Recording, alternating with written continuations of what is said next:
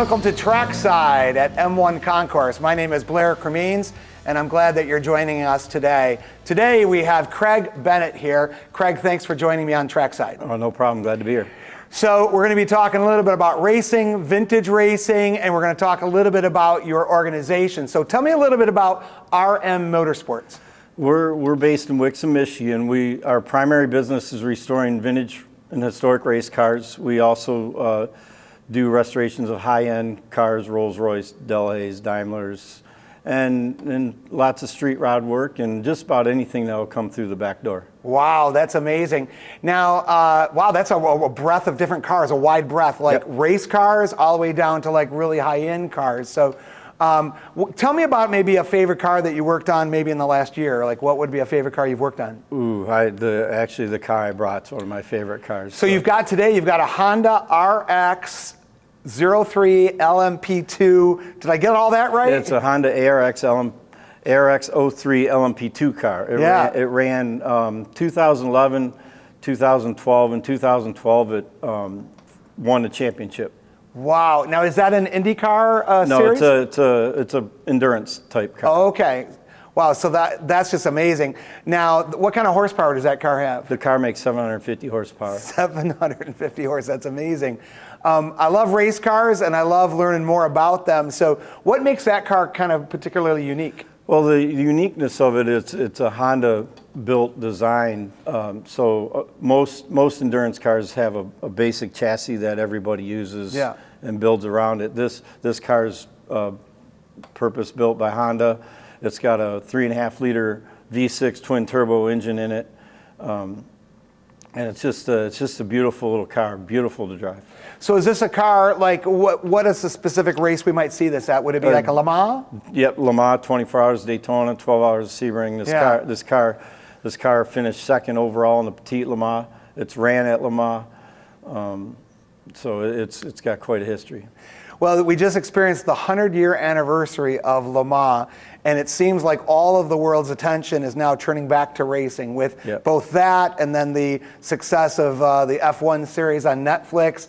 It just seems like a lot more people are interested in racing. Are you seeing that in your business? Do you have more people coming to you looking for work on vintage race cars? Yeah, our business is unique. We don't advertise. It's all word of mouth. And it goes in cycles. Sometimes we have a lot of customers that want to go racing. Sometimes we just are not going to the track as much. But right now we're extremely busy and happy to be busy. Tell me a little bit about how you got started with cars. So when did you know that you had a passion for cars? When did that start? My dad had me in a go-kart when I was 3. I grew up in with my dad racing stock cars 4 nights a week. My first race car was built by Kozlowski's dad. Okay. So Ron Kozlowski and Bob Kozlowski. So that was my first race car, and I just grew up around it. And for a graduation present, high school graduation present, my dad put me in his car down at the Detroit Grand Prix in the Trans Am Series race. Wow. So that was the start of my pro racing career. Wow, that is amazing.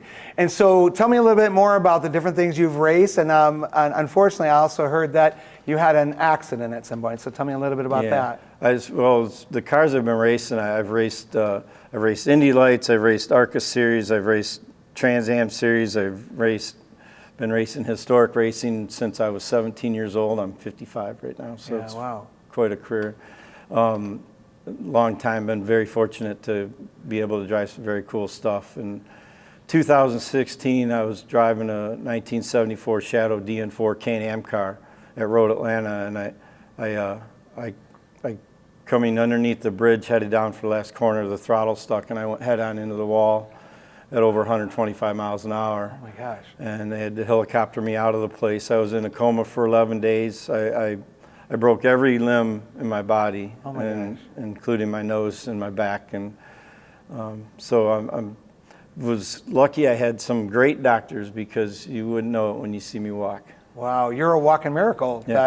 When you go at that kind of speed into a wall, that you don't normally come back from that. So, wow, so would you feel like when you came out of that experience, did you feel like you wanted to be done, or did you come out of that? Because I know a little bit about like true racers, and they don't normally say they're done. So what was your? I was done racing, period. And then once I got out, I kind of held my ground. And then we were at a track, and one of the customers needed his car on the track, and he couldn't be there. So I had to get in it, and I was going down pit road, and I'm thinking to myself, oh, my wife is not going to be happy with me now because I'm not leaving. Right.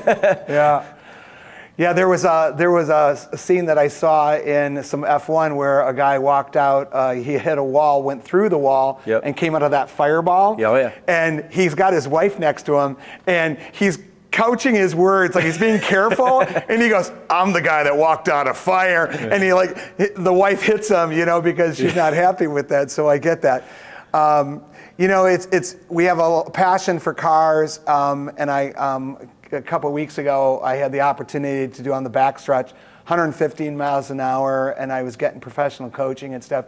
But I will tell you, just in that little experience that I had doing that, it really put things into check for me, because I'm coming into a curve going, oh my gosh, this car could fly off this corner. Yeah.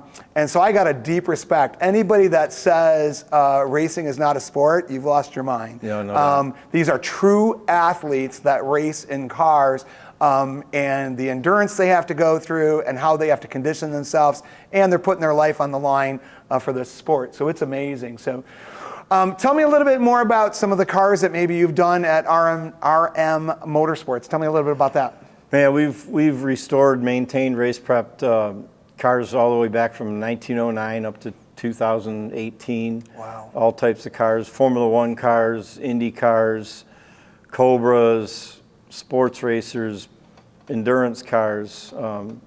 So we've been fortunate enough to work on just about every type of car. Wow. Did you have a chance to meet Peter Brock when he was here? Yeah. We have a project in the shop that he was the original designer on, so I'm very familiar and know Peter quite well. Yeah. That was a highlight for me last year when Peter Brock was here, and it felt to me like now I was living a story, not just reading about one, right? Yeah. And those Daytona Coupes are just an amazing automobile. Yep. Yeah. So you're also on a car committee for one of the upcoming shows. Tell me a little bit about that. Yeah, I'm helping out a little bit with Tim and the Speed Festival. Yeah. I have some resources to get some cars, so I have some few cars out of the shop we're going to bring.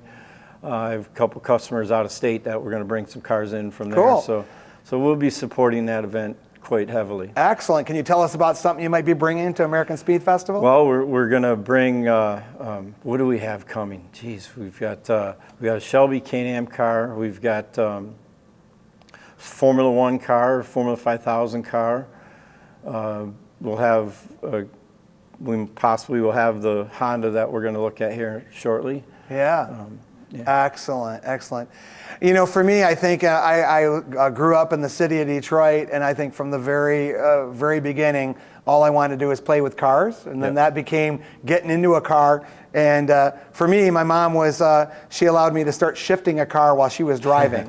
And then next thing you know, I was driving long before I had a driver's license. So that was it for me. If you have a favorite car in the world, what's your favorite car? Man, like I said, I've been lucky to drive a bunch of different stuff. I'd say, and it's probably not too familiar of a car with people, but my favorite car to drive ever is a 1990 Chevrolet Intrepid GTP car. Wow. It was ran by Pratt Miller out of Wixom. Okay. And it's a GTP car, so it had all this massive downforce and aerodynamics and about 750 horsepower also, and it just sticks like glue on the track. Yeah, I've overtold the story, but when you're going around some of these corners at 80 miles an hour and you realize the car is going to stay there, that gives you a lot of confidence to kind of push the car faster, right? Yeah. Well, we're getting ready we're coming into a new season. As this episode comes out, we'll be looking at the 2024 season, and we've already got a lot of cool dates planned. So in the next year, we're going to be adding potentially 2 new signature shows. So that's something new that we have to look forward to. So with you being on the car committee, we may be talking to you about what we're going to do in some new car shows for 2024. So that's going to be exciting. Anything else going on with your business or clients that you wanted to share with us? No, well, just we're staying busy. We're getting ready. We're prepping cars right now. We're going to be racing at the Monterey Historic Races here in the next 2 weeks. Yeah. And then we've got a race at beginning of September up at Watkins Glen, so we're staying busy. Oh my gosh, Watkins Glen, that's a great location.